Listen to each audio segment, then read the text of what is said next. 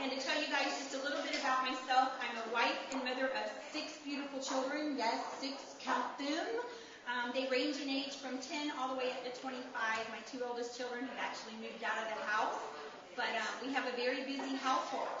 I am actually living with HIV. I do say living with. You guys see I'm kind of usually overall perky and happy, but we as a family have experienced a lot of sadness as well. And we are very angry about HIV and AIDS and the pandemic that is still in existence today. That's why it is important for all of us to work together so that we can make a difference. And it takes each one of us out there doing our part in making that difference. I can share with you that about 24, almost 25 years ago, when I got my diagnosis, I pretty much thought my life was over. I remember huddling up into a corner and just, I was in a little ball, and I remember just thinking, gee, who's going to be raising my children? Lo and behold, I certainly never envisioned myself having even more children, and I would like to introduce you to them. This is Taylor, who is now 10, and Timothy is 11.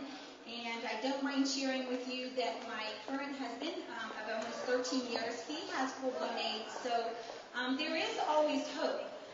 It's not something to be taken lightly, but it is a virus now that people know that they are infected, and that is one of the important things about being tested and why doctors should be able to know if a woman is pregnant so that she can help reduce the chances of her child becoming infected.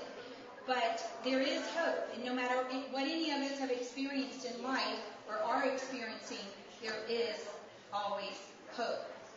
On a little bit more somber note, I guess you could say, I do have one of my 6 children. This is my daughter, Leslie. She is now 19. She's graduated from high school. She's starting her career. But Leslie is the only one of our children that is actually infected with the virus. Oftentimes when we go and speak and share, people looking at her, as myself, oftentimes would never ever guess that our daughter has lived her whole life with the virus. And in growing up, even in today's society, she has faced a lot of stigma, fear, and ignorance that is associated with the virus. She has been fired from a job. We have been kicked out of a church. She's had many things happen to her, among being sexually assaulted at school, which we had to address and try to keep our wits about us and to address that respectfully. There are ways to do that, but it does take those voices to be in the forefront and to be advocates for ourselves and others to make that major difference. Leslie, being a teen growing up in society, I can share with you she is no different from any other teen today. She encounters things such as the peer pressure, sexual issues, drinking, drugging. I'm not saying she engages in all that, but she has been faced with it like probably most of us have been, and if we haven't, we will be. But writing is one of Leslie's outlets, and if you guys would kindly allow me to, I would like to share a rap that Leslie wrote. It was actually published and went to 85 different countries, and don't get too excited, I'm not going to actually rap it, but I will read it to you in poem form. So this is a message that my daughter Leslie, as a teen living and growing up being infected with HIV and AIDS, has sent with me today to share with you. It is simply entitled, Fight AIDS Rap. Yo, my name is Leslie, and I want to tell you that I have HIV, and if you do, that's too. I'm here to tell you, and I'm here to say, that you are cool in every way. My mom has HIV, my stepdad got AIDS. Don't treat us like you want to throw us away. If you don't want to be my friend, it's your loss, but you're missing out on a lot, oh gosh. I love you, God, can't you see that you mean so much to me, so I plead. Bad times in life have been here before. Needles hurt, they can make you sore. I've been kicked out of church, I've not been able to come, but all I need is love, so give me some. I'm just like you and you and you. I'm just a normal teen, so let me do too. My biggest fear is to die, but please listen up, this is no lie. I don't get sick very often, but I don't want my mom picking out the coffin. Y'all hear me, y'all hear me, y'all hear me now. Don't engage in sex because you're taking a risk somehow. So don't take the risk. You don't want to turn out like me. You don't want to walk in my shoes. So thanks for listening to me. So remember, fight AIDS, not people with AIDS. So that is a message from my daughter. And you guys right here this morning and this afternoon is truly like singing to the choir. But earlier, I gave everyone a homework assignment. And that homework assignment is that once you leave here, if you're an employee, if you're a person just coming in, we are very grateful that you are in this midst. It was said earlier that this is truly a family. I don't mind sharing with you guys that I actually, within about the last 8 months or so, started my care here.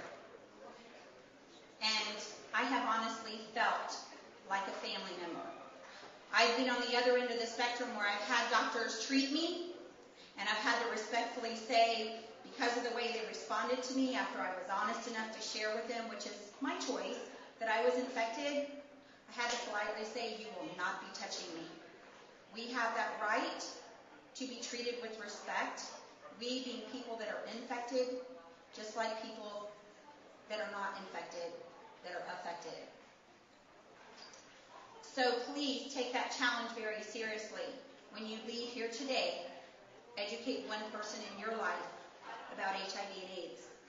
You might be the person saving a life. One last thought that I want to share with you, aside from the importance of being tested and grabbing our family members and our friends and bringing them here to be tested or elsewhere. I want to share something with you that is very humbling for me.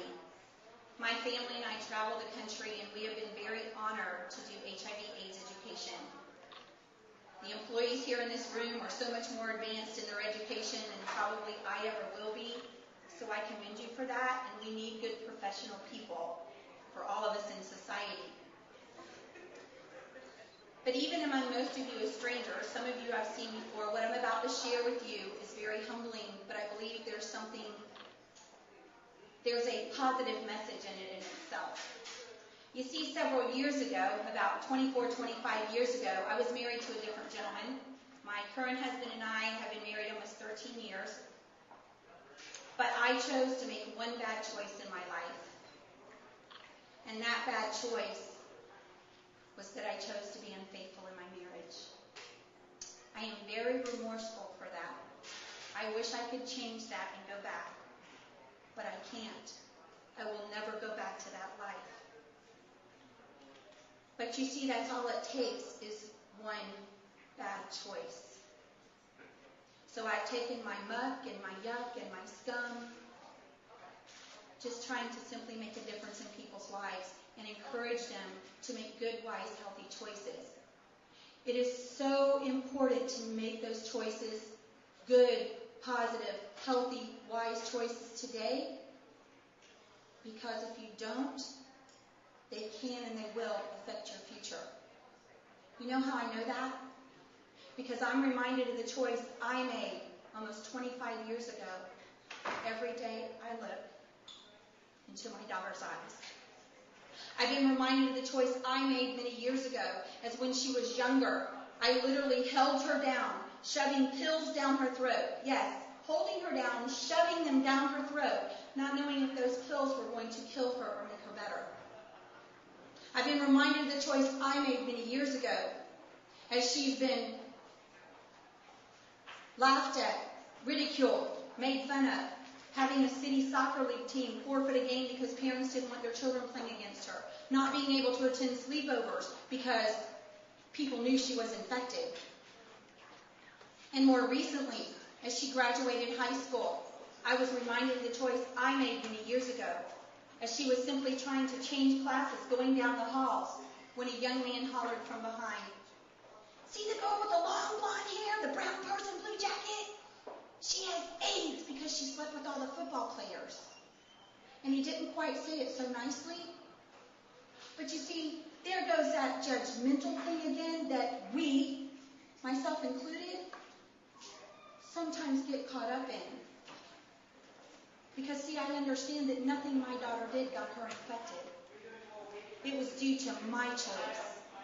And we have a tendency as humans sometimes to think, if someone's born with HIV or AIDS, we need to love them and show compassion on them. But you get somebody that's, a homeless person or a prostitute or a drug abuser, man, they deserve it, right? Right? No. Nobody deserves this virus. But even more recently, I've been reminded of that choice I made many years ago. My daughter was sexually assaulted at school, partially due to her being infected. I sat in a courtroom with her as the young man was being tried and charged because of my choice. And even more recently, this past April, my daughter was trying to pursue her dream of becoming a pediatric physical therapist assistant. First to go to college in our family. We were so excited, so proud of her. She completed her first semester of college, was well into her second, days away from completing that second semester of college. And she got sick. She got so sick that she missed 3 weeks of school and got dismissed and lost the whole second semester. This and these things that happen make me so angry. My other 2 children, Timothy and Taylor, who are not infected but affected, we had a man that lives 2 houses down from us pull a gun on them because we are known as the AIDS family. This, again, makes me so angry. I don't tell you this for woe is me, doom and gloom, because it's taken a lot of professional people and friends like all of you right here today to get me where I am and to wear my smile. But I tell you those stories because we need to get angry and stay angry, because this should not be happening today. I honestly want you guys to know how honored I am to be here today and be part of your day. And that, my friends, is simply, as we've entitled our organization, is straight from the heart. Thank you.